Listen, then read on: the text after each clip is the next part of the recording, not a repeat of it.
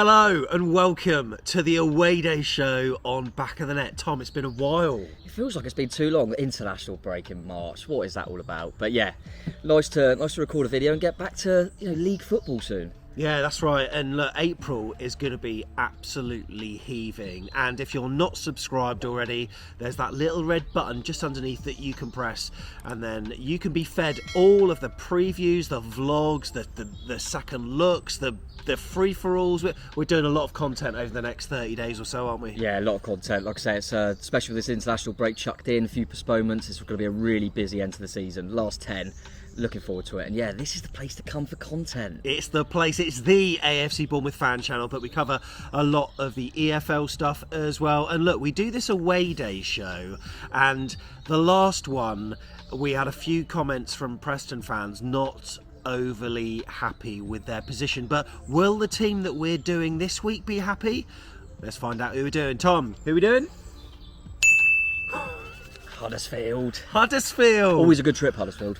Always a good trip. Look, usually games which have got a fair few goals in as well over the years. So how did this one go? Well, we know how it went on the pitch, but we put that aside, don't we, mate? Got nothing to do with it. Nothing. No, we've already spoken about the game. We've already done that in previous videos. So this is all about the away day experience, regardless of the performance from the team, the result, or regardless of that. You can see that if you look at the tier list that will come up soon, that there's certain games. I think Stoke's quite low. We won that. Really good win. So, we try not to put anything into consideration at all, really. Leave it at the door, as you say. Leave that bias at the door. But we just put it into what our away day was like on the time. So for this one, for example, we'll get into it. Nice day for it as well, wasn't it? Weather was shining. Yeah, absolutely gorgeous. And there are certain elements, I was thinking about this, there are certain elements that you just can't really control. Like the weather will affect how good your away day is, because if it's pissing it down with rain, you've got to stay in a small barn.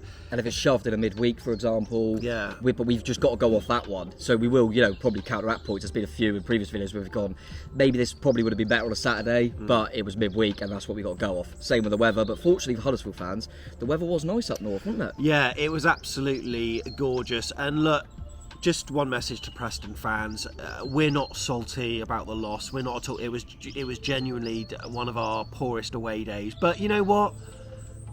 In all, I think all our away days have been a good experience in many ways. But yours was just the worst of a pretty good bunch, I've got to say. So right then, Huddersfield. We're going to talk about 6 things in this video, Tom. What kind of things are we going to be covering? Well, we'll start off with the pre-match experience. Okay. So, getting there, getting to, whether you're going to a pub or wherever you're going beforehand, the journey up and how you get there and all that stuff kind of pre-match. Then we go on to the stadium itself, how nice the stadium is, how comfortable you feel in it, what it's like to look at. Then we go into kind of concourse of facilities in and around the stadium and how accessible it is. And then we get into the food and drink there. What's that like? What's the variety like? What's the heat like? How busy is it down there? All that stuff. Then the view in the stadium. How good's the view? Some places are restricted, some places are really nice, so we compare them. And then we go for the home fan decibel level at the end, which I think we always counteract this with our home fan decibel level is poor. But that's been the only thing I think doing all these shows, we're coming into the last 10 games, is it's been a little bit disappointing for me. On the whole, away days have been great, but it's surprising how low it is. So it's easier when you do the later games because you can kind of compare. Yeah. But I've been at Huddersfield a few times and they're normally one of the better ones, so let's see how they fare this time. And here's your context then. This is where we're at so far with the current tier list, as Tom alluded to. Stoke City, that was a win, but we put them in Name. Also joining them was Middlesbrough and Preston, as we said, are at the bottom. But look, Bristol City are up there with Blackpool, and then there's a fair few teams in decent as well. Where will Huddersfield go? Stay tuned until the very end, and then we'll give you the overall rating. But for each of those 6 points that Tom mentioned, we'll score them out of 10, and then we'll work it all out. Right then, Tom. Pre-match experience then. First things first, when I was doing the research for the preview, I looked on a number of different websites. They're all out of date. Like there's Away Fans Guide or something, Football Ground Guide, and they said there was the Gasworks and also the Rope Walk, which is the kind of leisure centre-y place near to the stadium, both closed. So we went to the next best one, Yeah. and we contacted them over Facebook, and they said, yeah, look, we're the away fans pub. It was the Boy and Barrel, which was about a 15-minute walk from the stadium. We parked near the Travelodge, just opposite the stadium. And on a nice day, it wasn't a bad place to go, actually. Yeah, like we were saying earlier, the weather did help. It was quite a small pub. I think we would have coped, but it might have been a little bit crowded in there. Yeah. Whereas you got that front area, they had all the benches out and stuff, and it was nice weather, as I say. So we just sat out the front, didn't we? But yeah, like you say, it was disappointing because I've been there a few times and I've been to the two pubs you mentioned. So I thought, I've got two options here. They were both good actually, both times I went. But neither of them seem to be around, and we've seen that a few times, especially up north. Don't know if it's COVID related, maybe, that they unfortunately haven't been able to see it through. But yeah, some of them have closed, some of them aren't away fans anymore. I mean, we need to change our own away fans guide, because the Christopher Creek that we recommend, the Weatherspoons in the Lansdowne, is now no longer there. Yeah. So, you know, unfortunately pubs do come and go, but those two have succumbed, sadly. Excuse for another video, innit, soon. All right, then. But yeah, it was, like I say, we managed to find this one pretty easily, and nice group of Bournemouth fans in there. We took a fair amount, I felt, for Huddersfield, and it sounds like there was a few good options actually. I know a few other people that went to different pubs and said that was good as well. So there were still options, and yeah, because of the weather, sat out the front with a nice beer. It was really good, mate. It was a nice atmosphere. It was nice and chilled, not, you know, incredible, not absolute limbs in there or songs and darts and all that, but really nice way to start the pre-match, I think. Yeah, and there are a few away fans there as well. Chatted to a lad on the vlog called Cozzy, nice lad. Had a chat with the local bobbies as well, and nice place to have a drink. Now, as a teaser before we get to the score, this is also a nice place to have a drink, isn't it, Tom? It's not bad, is it? We come here a few times, don't we? There's always a plane coming over right on time, but no, it's lovely. We're at the Pear at Parley. Make sure you check it out. What plane have we got? What's this? What's that? Well, you know your planes. Don't get your app out. It's got an app. Can you see that? Look, up in the sky there. I don't know where it's going, but it's a bit of a noisy bad boy. Anyway, I want to get my flight radar up. Benidorm away, that. Benidorm away. Yeah, it's a nice pub, isn't it? Really, really nice. Yeah, really nice place to have a drink. And the food, I ate there the weekend. Really, really, really good. Yeah, you're food. always there, aren't you? Always you here, like mate. it, Yeah, they've got like lots of different areas. They've got the woodland dining huts. They've got this kind of outdoor area over there with the anyway. Pear at Parley. Come and visit. Right, out of 10 then, mate. Pre-match experience. Parking, by the way, was free where we parked. We parked nearby. I won't probably tell you where it is because otherwise they'll get inundated for the next team that travels there. But we parked for free. Yeah. And out of 10, what are you going for? Definitely above average. I'm trying to go. I think weather probably helped it, as we said, but I'll go 7 because I was happy. So I'm going to go 7 out of 10. 7 out of 10. There we go. Loving your work on that. Right, let's go on to the stadium itself now. I mean, it's a unique design, and I sort of love it. I love anything that's slightly different, but it's new and it's modern and it's very different, isn't it? Yeah, definitely. I think we were both saying before, and we've both been before, haven't we? And it is a stadium that I think, it's quite a trip for us in terms of out north, but I always think, it's a nice stadium. That's the first thing I think, is it's a nice stadium. I do like it. Like you say, it's got quite a modern look to it, but I think in the Championship, we've been to most now, there's only a few left, and I think it is one of the better stadiums. I really do like it. It used to be the Macau Pine, it was the Gal Palm for a bit, or Gal Farm or whatever. John Smith Stadium now, but it's got that unique. It's all kind of this shape on all 4 stands, and it generates some noise. We'll talk about the noise later, but the actual design I sort of really like. I do really like it, and I think that's the biggest compliment I could pay if someone said to me, you've gone to all the away guys, like, what's one of the nice stadiums? The first one that comes to my head is Huddersfield. Without thinking too deeply into it, I think I do like the stadium. So was impressed again and was happy to go back there because it's it's really nice. Like you say, it's a nice design. I actually stayed over in Huddersfield. Huddersfield is actually quite a nice area actually, and the stadium itself is fairly close to the hub of like Huddersfield, and it is in a nice position where there's almost like a wood or forest or whatever on one side of it, and then it's very easy to get to, and really like the ground, and it's no pillars or no obstructions. We'll get onto that in the view, of course, but what are you going to go for out of 10, mate? I've got to go for a solid 8. Got to go for an 8.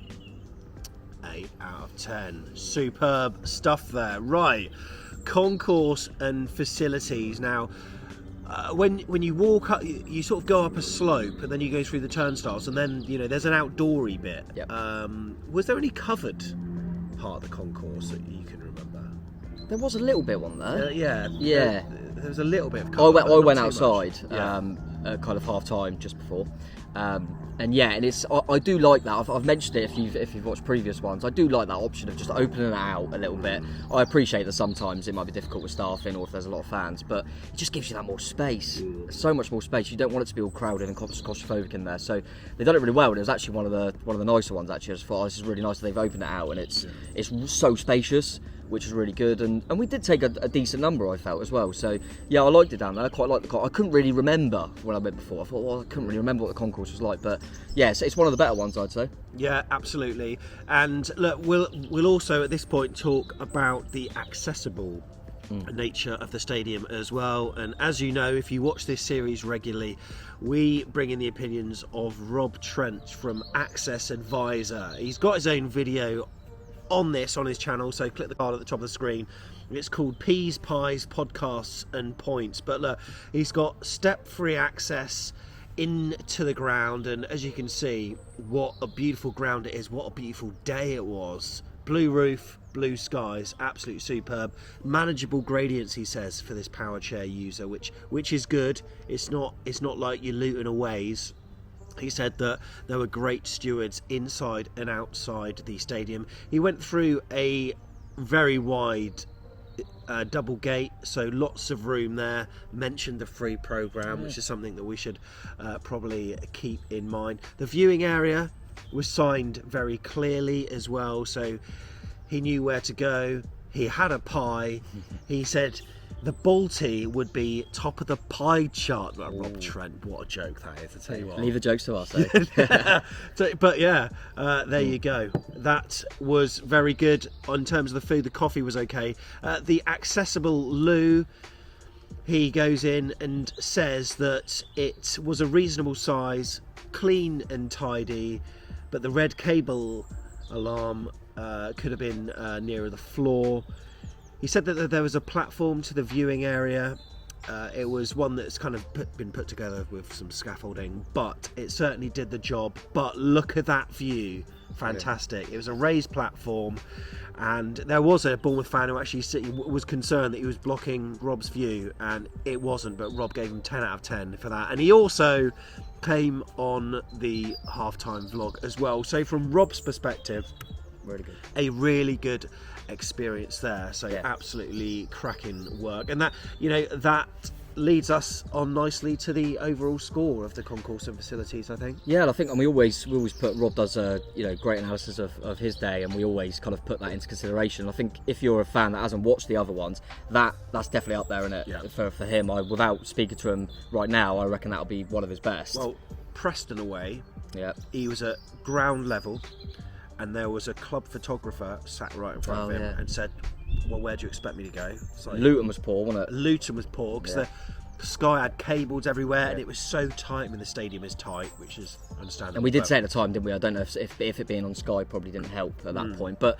yeah, this was good. Yeah, he's had some issues, and it really didn't seem like he had very many, which is credit to Huddersfield. So yeah, I'm probably you've got to go strong on that. I was going to go strong anyway. I'm going to go for another 8 out of 10. Absolutely superb, 8 out of 10. And you know what? Rob would have probably guessed that you would have said 8 out of 10 because he guessed the scoreline. He said 3-0 in the halftime vlog. So fair play, Rob. You got that on, and hopefully 8 out of 10 represents what you think of that. Right, what else have we got then? The view. I mean, it's good, isn't it? It's a good view.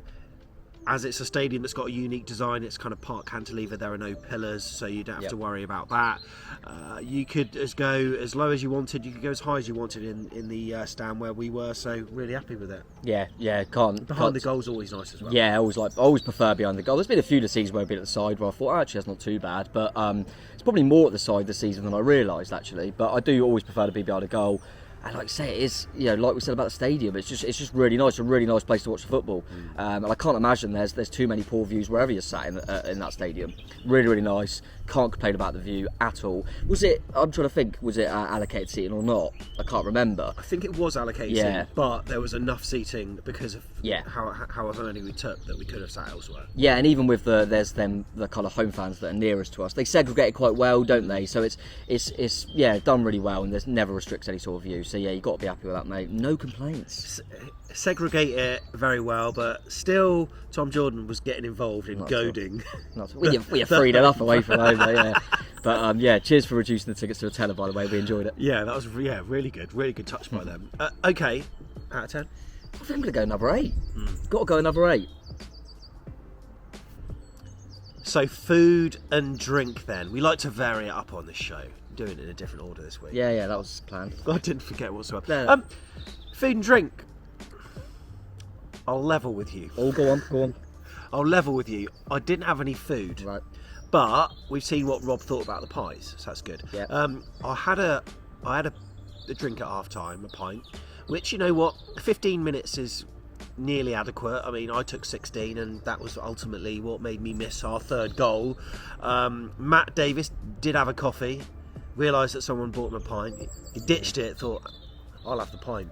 But from what I've heard, the food was fairly standard, and drink was all right. Yep, had a nice pint, had a nice hot dog, mate. Nothing unbelievable, but exactly what you'd expect. Decent price, everything was happy days. And yeah, I went down, as anyone knows that I watched this, on 38 minutes. Do you do that? I do occasionally. Oh, I didn't know that. Had a bite, had a drink, spoke to you and went, mate, we've seen 2 goals, I haven't missed any. What's that? Solanke, 3-0. But and yeah, you know what? And like in our defence, it was 50 seconds into the second half. I mean, come on. A lot of people missed that goal. But yeah, no, it was exactly what you'd expect. As I say, right down the middle, happy days, nothing too extravagant. As another play flies Shut up! Over, I don't know anything about plays, but I prefer that one. I think that looks cooler. Just really noisy. Malia. Yeah, happy. Yeah. Happy with food and drink, mate. Happy. All right, out of 10. Solid 7. Solid 7. 7. There we go. Right then, next then, on to something which, on past visits, I think they might have scored well, but this time round we'll have to see. Home fan loudness.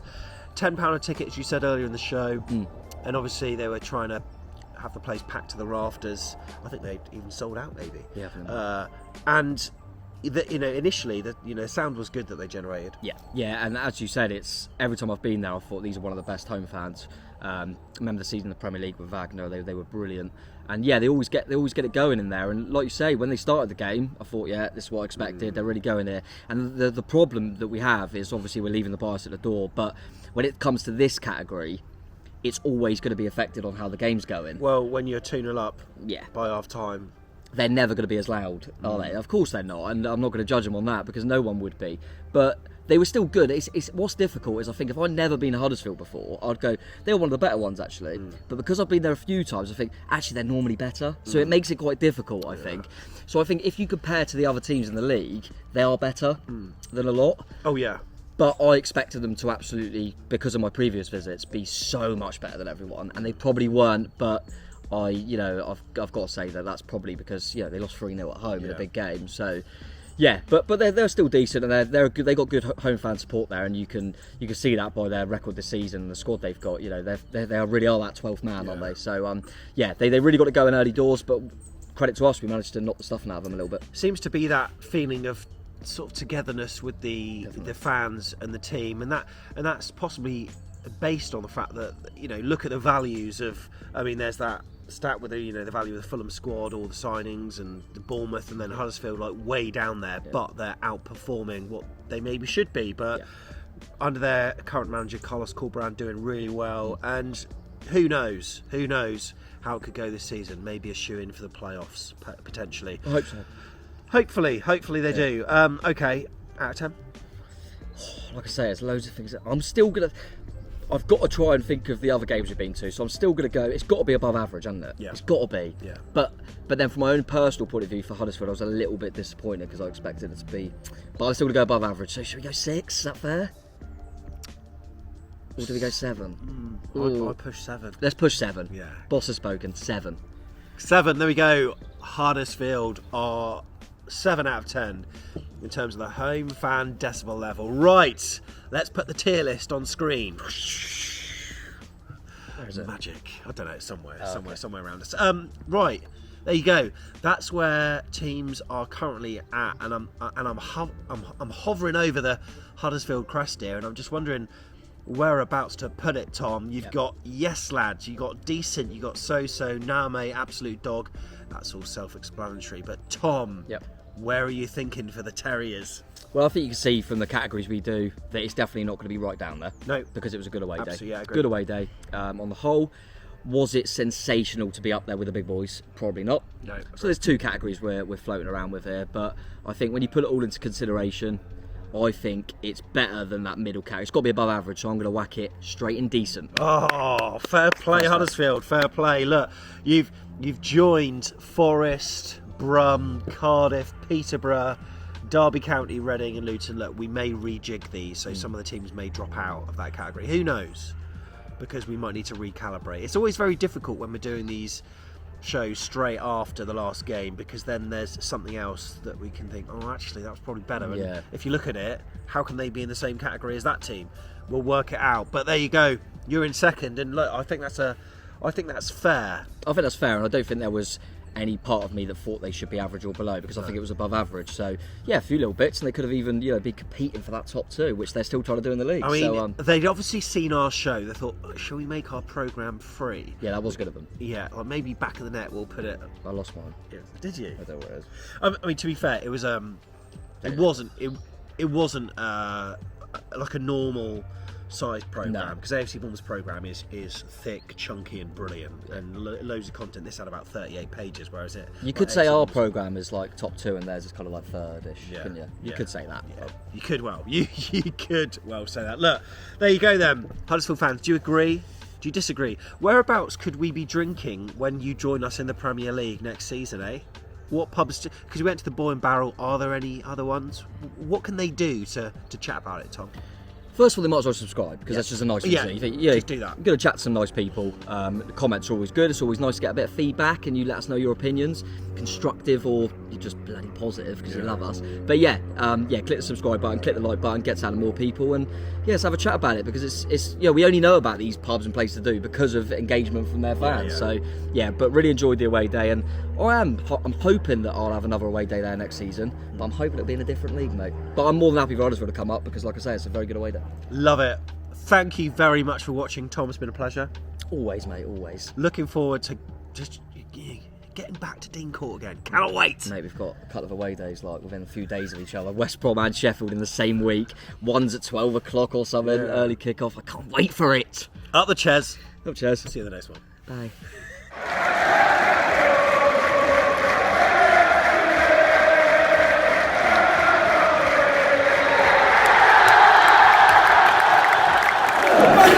Let's go!